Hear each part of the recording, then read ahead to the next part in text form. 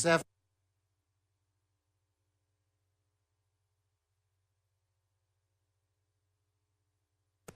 I thought Noel got it. Sorry.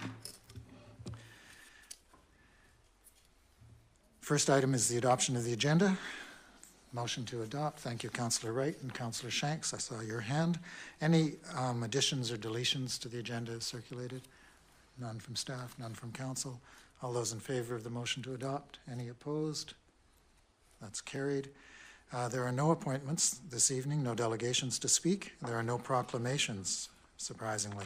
So we move to item 5, which is the minutes of the regular council meeting of March 21st. Motion to receive and adopt. Thank you, Councillor Seegers and Councillor Inkster. Second. All those, any errors or omissions to point out?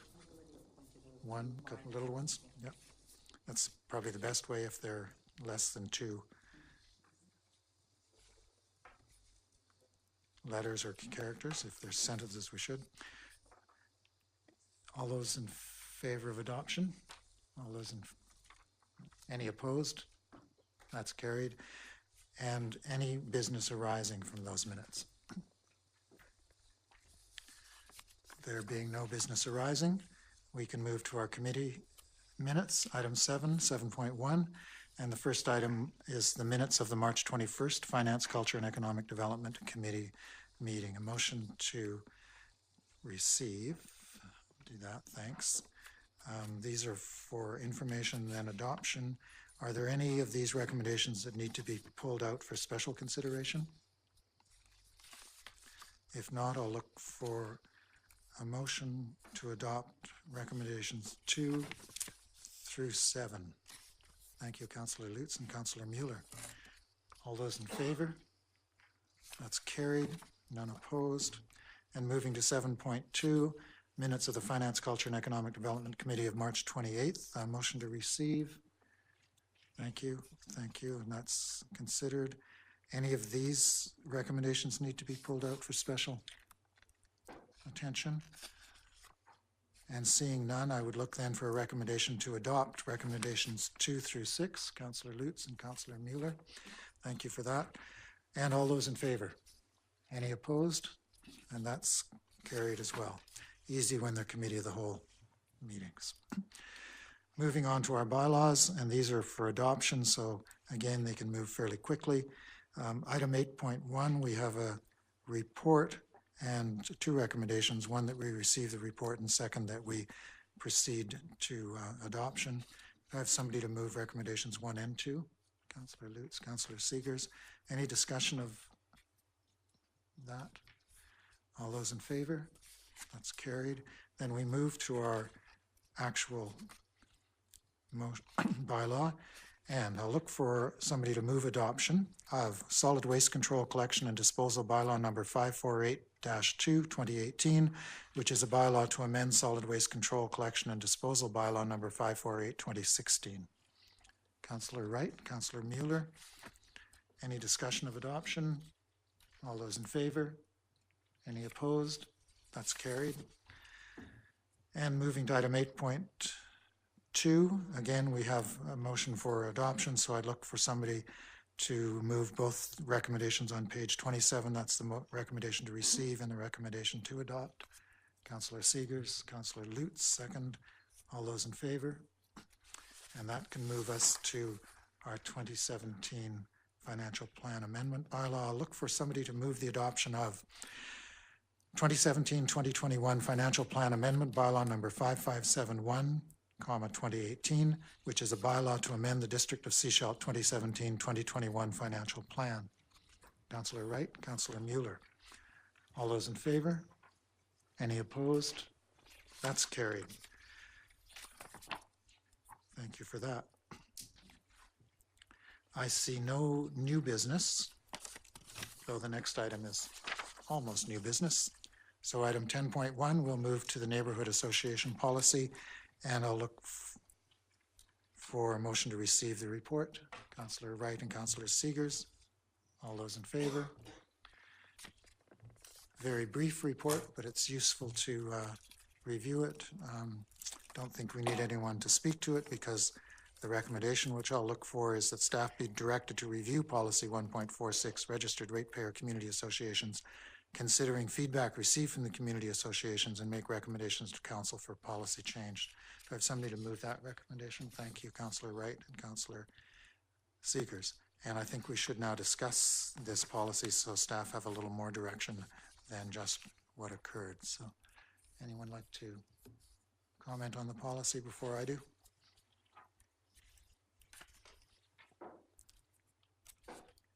Councillor Lutz. Sorry. I think it's a good time to review this policy.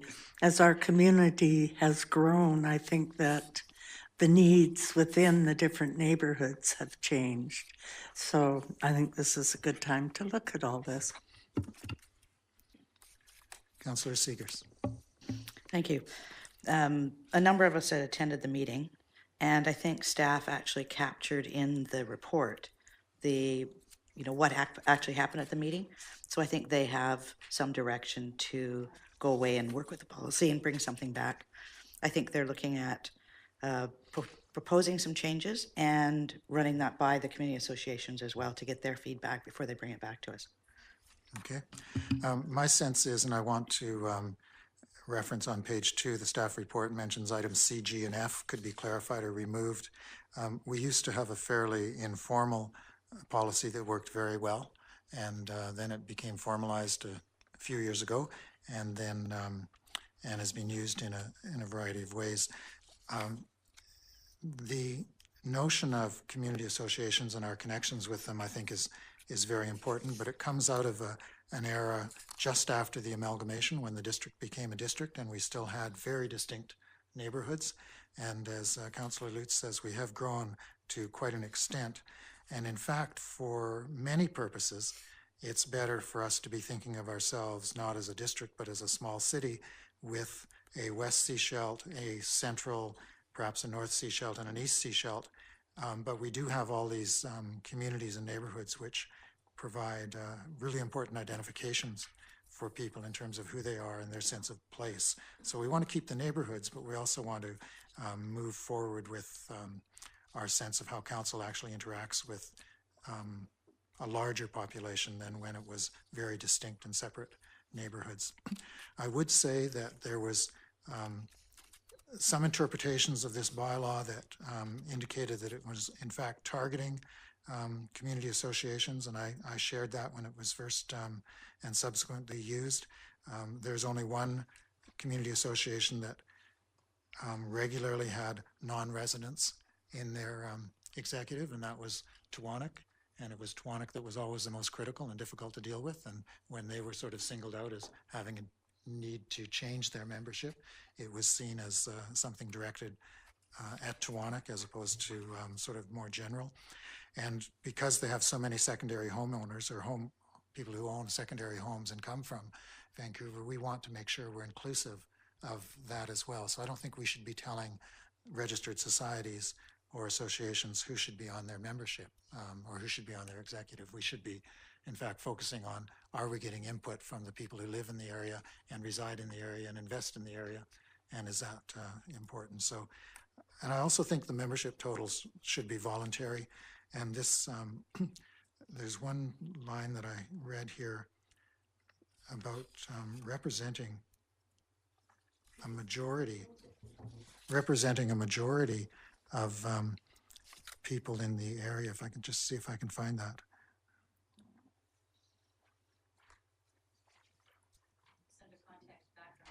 Okay.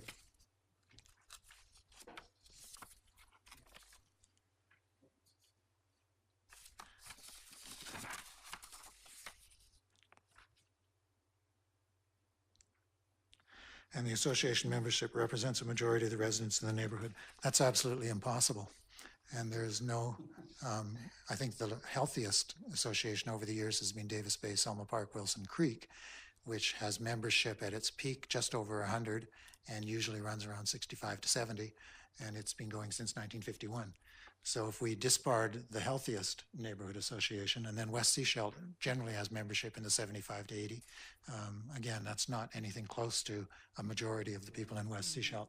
So we need to look at this for what it is. It's meant to be an informal way of allowing neighborhoods to aggregate themselves and come forward with concerns, and it's not meant to be a bureaucratic policy to channel the democratic process in any strange way. So I'm hoping when the policy comes back from staff that it's a much lighter policy which encourages participation and not one that discourages participation. That would be the main principle here. It's about encouraging participation. Councillor Inkster? Yeah, thanks.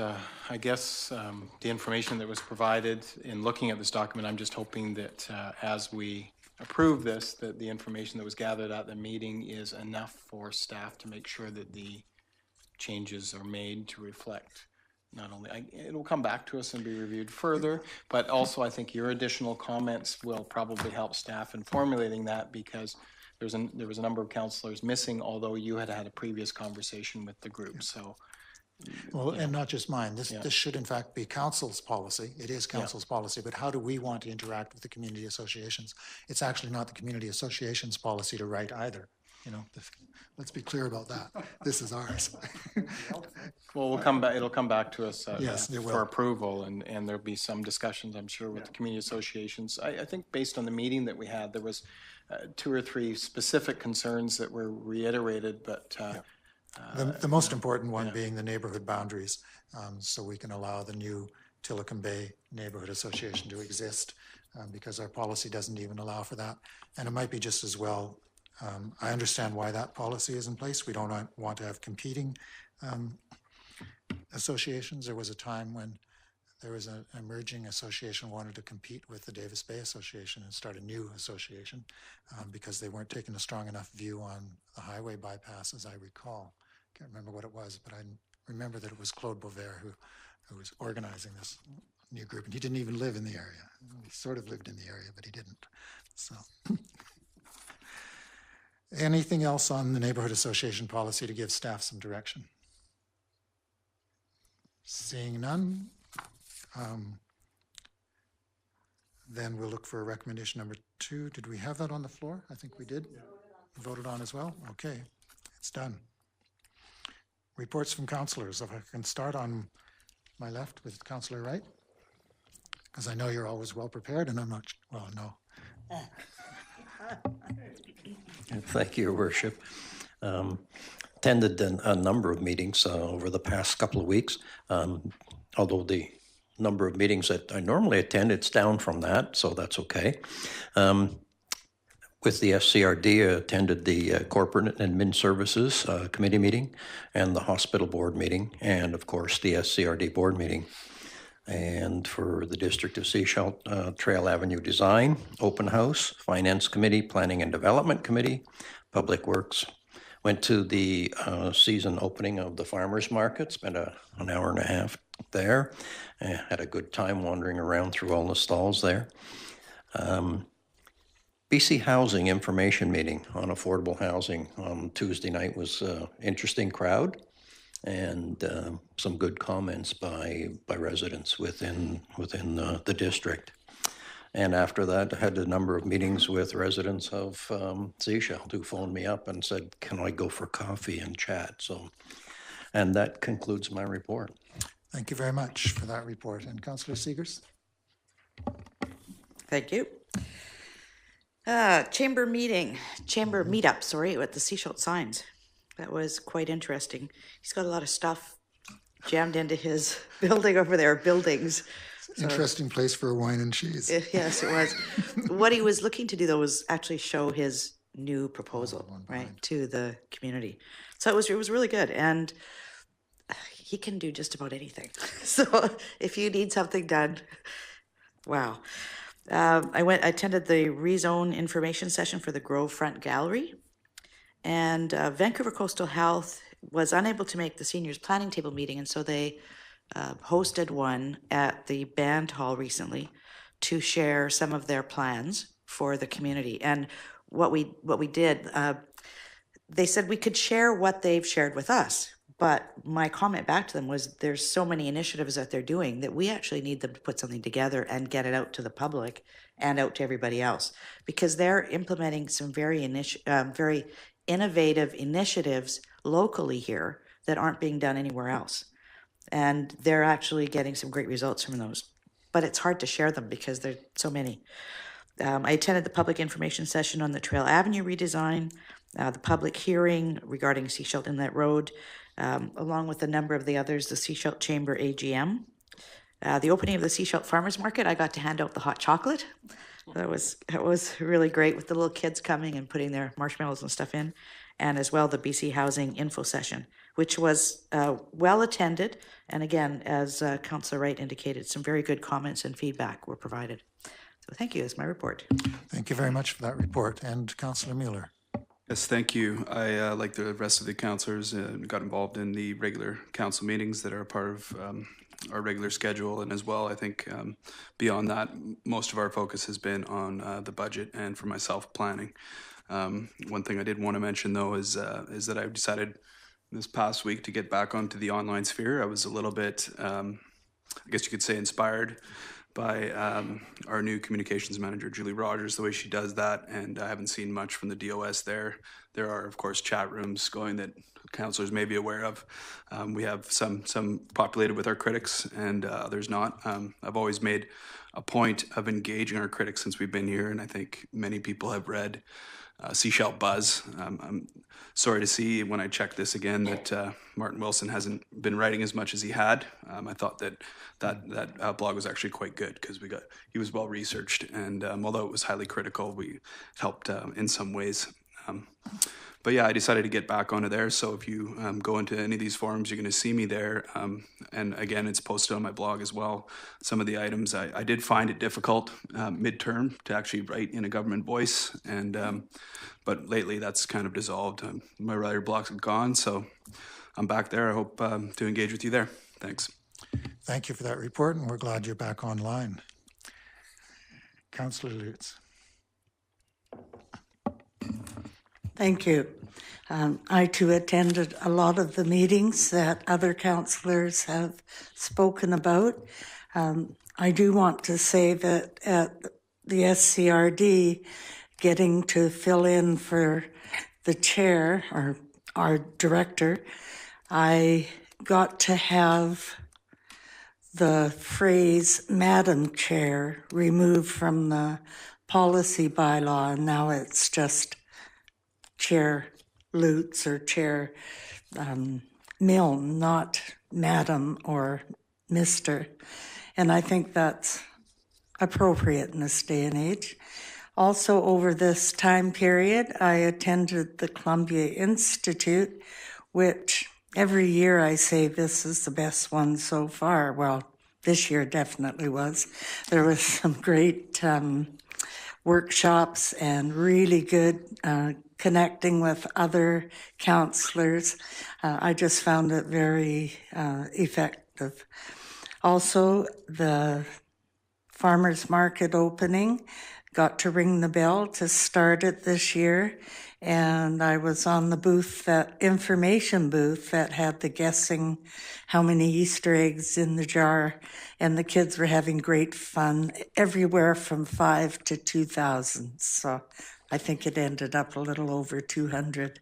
So it was interesting to watch the kids and see how they came up with these numbers. But it's good to have it open again. Good to see all the smiling faces and great things offered at the market. That's my report. Thank you very much, and thank you for filling in for me at the Regional District. And Councillor Shanks. Thank you very much, Your Worship. Attended the Trail Avenue redesign meeting. Looks like it's a winner with a lot of people. That's a good compromise. Also attended the public hearing with respect to the industrial properties out on Seashell Inlet Road. I was glad to attend the AGM of the Chamber of Commerce up at the Blue Ocean Restaurant, and went about asking why I hadn't been advised of any past meetings for about the last 5 or 6 months of the Chamber of Commerce. And I was told that they had received a message from the District of Sechelt that I was no longer interested in being their liaison. So I told the manager and the president that, in fact, I had always been interested, and I'm now back on their mailing list. Wasn't able to attend the farmers market opening as I had to work that day. Next week, I attend the Downtown Business Association board meeting on April the 9th, and at which time I am going to take the opportunity to respond to some of the criticisms with respect to the SSC decision. It's interesting to note that the SDBA and the Chamber of Commerce are always supportive of applications that produce more housing, especially affordable housing, and more residents. So by way of explanation, I hope to address a couple of the letters that appeared in the newspaper as regards SSC, the SSC decision. On April the 10th, I have a meeting with the West Sechelt Community Association, which is an area that I used to live in some time ago. At this point in time, I don't have any questions, so it could be an easy meeting, or I could get the questions in the next couple of days, in which case I may be asking the staff to fill me in on certain issues. That's all, Your Worship. Thank you very much for that report. And just for others to know, regarding the Chamber of Commerce, Councillor Shanks and I have asked for this message from the District of Sechelt so we can actually see what transpired and when it comes through and what it is. And if we can't find it, we may ask our own staff to look through their records, because of course we will have archived anything like that. We're not sure where it came from and where it went. Councillor Inkster. Thank you. And I guess Councillor Shanks will be rewarded with good goodies like there usually is at West Sechelt without having to answer questions. So there always is. Over the last couple of weeks, we've had meetings, as was mentioned. It was good to tie up the budget because it's always a relief at the end. Although I, as had indicated, had some issues with the final increase and some decisions as to how we got there, but those were expressed then, and it's time to move forward to adopt the budget as the legislation will soon require that. And also the Public Works meetings, which I had actually misunderstood that an issue was coming to this meeting to discuss on the sewage treatment plant, but it will come in 2 weeks, and I think staff has been sort of tipped that there will probably be a motion, an additional motion that will come out of those minutes, but it will come at next council meeting when those minutes are present. I wanted to mention the other events that I was at over the last couple of weeks. The farmers market, which has been spoken about, I think there was a number of us that were there for a few hours. I think it helps when there's lots of good food around and lots of good produce and lots of fun people and the sun is out, to stay in an event like that as long as is possible. And I think the council members that were there enjoyed themselves, and it was good to see. I think, it was, in a sense, it's good to see people that we recognize, but it's also good to see a lot of people that we don't recognize.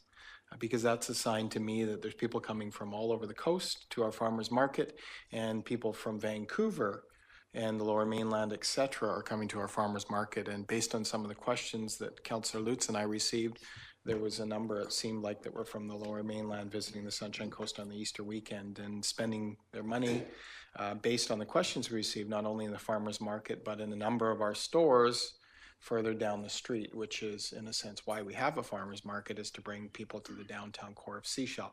It's only 2 blocks away, so it would be easy for them to use the retail stores as well. I wanted to mention the Little Scholars event that we were at, that myself and the mayor were at on the Thursday night, I believe it was. I think it was just before the Good Friday. And just to see the work that was put in by the group there to make the playground safer, and to use basically the producer responsibility money that comes when we all pay fees when we buy tires, etc., that then goes back through the program and helps these places that have parkland for children to lay down a softer surface. So that seems to be, that's part of that producer responsibility thing that contribute to Recycle BC. So it's good to know where that money goes. And it was good to see the turnout by the people there from the congregation, but also the parents of the children. And it was good to see the reception that we received and all the fun that happened there with the children. So it's always an important part of our job is to be where the children are and the future of our community are, and welcome them. Sechelt Chamber AGM, in future, I hope that they maybe do a guest speaker when they do their event, maybe present some marketing or some ideas about maybe funding small business. That's always what I'm interested in, and I'll certainly encourage them to do that. It was a decent turnout, but I think that would 15, 20 minutes on one of those subjects would certainly add to the interest. Thank you. Thank you very much for that report, and thank you for reminding me of the visit to the daycare for the opening of the Little Scholars Playground. It was probably a highlight to walk into a place where, first, as a faith community, the church and the congregation are so welcoming and so happy and just so positive. And then, of course, it's filled with children who are mostly happy and excited because they're about to find Easter eggs and chocolates and things like that. So it was all around somewhat different than our normal council meetings or most of my meetings with constituents who are complaining about this, that, or the other. And Pastor Ivan Fox reminded me that, in fact, 20 years ago, I opened the main congregation when they first built the chapel there. So it was nice to come back and open yet another part of their facility. And they're actually planning on space for up to 70 new daycare spaces just behind where they're putting things in there. And that will include care for infants, which nobody on the coast does now and is quite overdue. But it was a very positive. And of course, it was preceding Easter, so we had a chance to listen to Pastor Fox give us a quick and informal Easter message, which of course is always about new life and the potential for new life and renewal and good things that come in spring. So we all left refreshed from that. I wanted to just mention, of course, I attended many of the things while I was here, but I was away, as you know, in the last week of March, when these other meetings were on. And I was in Victoria at a number of forums and then in Vancouver, and I'll do them in reverse. The Columbia Institute was very useful. I spent most of my time at sessions on the internet and on social media and how we can work with that in terms of democracy and be more effective in our communications. And like Councillor Mueller, I'm quite impressed with the shift that the District of Sechelt has taken with its new hiring and the direction we're doing on social media. So that was where I spent most of the time in that 3 days. Before that, I was in Victoria with the Municipal Finance Authority annual general meeting, and they have a 2-day forum. It's always a high-level discussion, in this case, usually on global economics, because we want to figure out how the bond and the borrowing work. But this time they also had a focus on the internet, very timely. And there was 2 sessions in particular, one of them on cybersecurity, which had 3 panelists, one from the province, the director of digital privacy for the Privacy Commissioner, one from Transit, BC Transit, and one who is works in the private sector, providing cybersecurity for individuals. And as they were being thanked, it was made quite clear that the forum, that session, was there to make us all depressed and run home and realize we're not secure. We're not even close to secure. And we think it doesn't matter because the Russians aren't coming after us and we're just a little place. So the middle panelist was a manager from TransLink who walked us through an experience they had, which I think was in 2015. And I don't know how many people are aware that TransLink actually was totally compromised for almost 24 hours, shut down their entire computer system. And the first thing they said was, have your security help on retainer in advance. Because if you don't, and you run into trouble, it will cost you bundles to get somebody at the last minute. And it did. And in fact, the person they had there as a private sector was the one that TransLink had phoned. And you have to get them to come in this case, fly them to Victoria, work at headquarters, and they're all doing this because you're desperate and you don't have any choice. And the money that they made was almost as much as was being extorted. And the core of this particular compromise was that somebody was trying to transfer significant sums of money to a European bank. And so it had started by their operations computers going down, and getting error messages. They simply wouldn't reboot. And then finally somebody then, I think overnight they did some work, and then in the morning somebody from finance came running into the chief executive officer and say, look at this. And they saw the transaction, which was moving money over to Europe. They managed to stop the clearinghouse in Europe, so the money didn't clear and didn't go into the next stage, because at that point it would have been lost, and it was significant. And that can happen to anyone who has resources sitting around, and small municipalities like ours have millions of dollars sitting around, which is a worthwhile scoop. As they say, why do you rob banks? Because that's where the money is. And so I think I came out of that thinking, like every other mayor and regional person in the room, we better go home and check on our cybersecurity, because it was a very compelling discussion. The other one I wanted to mention was a session provided by Graham Moore, who's been in the news this week as the chair of Metro Vancouver, and his Greg Moore, sorry, and his Freudian slip. A shout out to Graham. Greg Moore, who's the chair of Metro Vancouver, and he gave a presentation on the internet, on Facebook, and democracy, and the impact on democracy. And again, it was very insightful and chilling. And he showed us how in less than 20 minutes, he set up a false account in another country that could intervene in his local Coquitlam municipality, set up a fake news site, and channeled money to pay for that site, all incognito. And he showed every person in the room how to do it, and it took him about 20 minutes. So it's there, it's pretty easy, it's not rocket science, and I'm going to try and get him to come up to Sechelt. He's speaking to other local government associations, but he's not going to be able to speak to AVICC when we're over there in April. So I thought the next thing would be to invite him to come up here and speak to the community, because it's a really good, punchy 40-minute presentation where he takes you through how the internet, and of course it's very timely, because that 24 hours later after that session, we were still buzzing and talking about his presentation, and the mayor of Victoria, Lisa Helps, went on the front page of her local paper, Times Colonist, saying that she was going to go away from Facebook because of things. So it's quite topical, and that was quite useful. The session before then, and I'm going to go to this one because it's segueing into the SCRD board report, I was at what's called a regional district CAO and chairs forum, which is for the regional districts across British Columbia. I think there's 25, 26 of us. And it was very useful to meet with them and talk about issues that are unique to regional districts. And the one that's most compelling that they're trying to find a way to get new legislation on is the role of alternates in regional districts. And many of you'll know that alternates, unless they come from the municipality, we appoint elected people. The rural areas appoint non-elected people to be on their alternate. And that might be okay if you miss one session and you want your friend to go in and sort of keep an eye on things.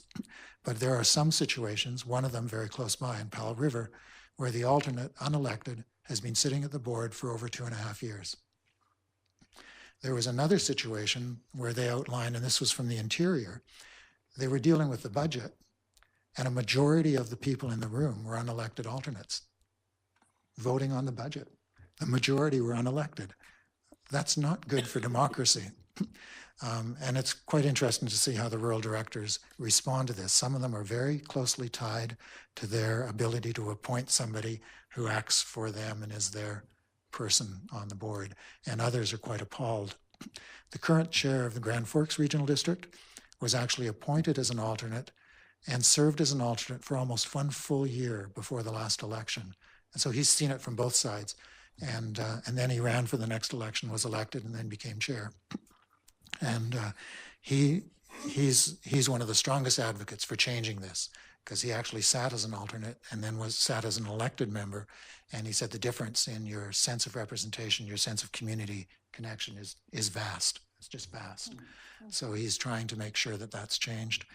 But the Powell River, our colleagues in Powell River are the ones that are really bringing this forward, because they've had this situation where somebody's been ill for 2.5 years and the alternate's been there. And everybody says, well, wouldn't you just do the right thing? And of course you would, but when they don't, and there's 2 or 3 cases around the province where they don't, we have a really strange situation. So, and that segues into our 11.2, the SCRD report. I'll look to Councillor Inkster. I think your last day was on March 15th. So anything to report from the other end?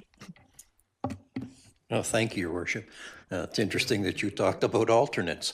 Having spent some time as an alternate and going to the regional board to just to keep up with what is going on. And when you look around the room, there's not many people in the room.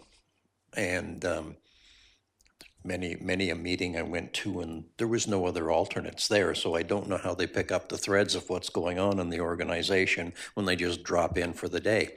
However, I guess I was appointed alternate on the 1st of March, and I got sworn in. And then I took over as the director on the 16th of March and got sworn in again, so I'm well sworn in. And I've been following what's been going on since January, and so it's been a fun time. There hasn't been much going on at the SCRD in that short time. We've only had the couple meetings that I mentioned. One was the Corporate and Admin Affairs committee meeting, and the only discussion there was one item on the agenda, and it was the procedural bylaw. And so they went through it line by line, and Councillor Lutz referred to that earlier. And having said that, that's about all there was to report back. There was no meeting last week, and there isn't one this Thursday. So at the next council meeting, I'll see what I have to report at that point in time. And that concludes the SCRD report. Thank you. Thank you very much for that. And I don't have anything to add to the SCRD board report either. We are in the midst of our CAO evaluation, but that's an internal process, and it's going well. So nothing else that I can report from the SCRD as well. Moving on to item 12, items for information. We have council correspondence, a motion to receive.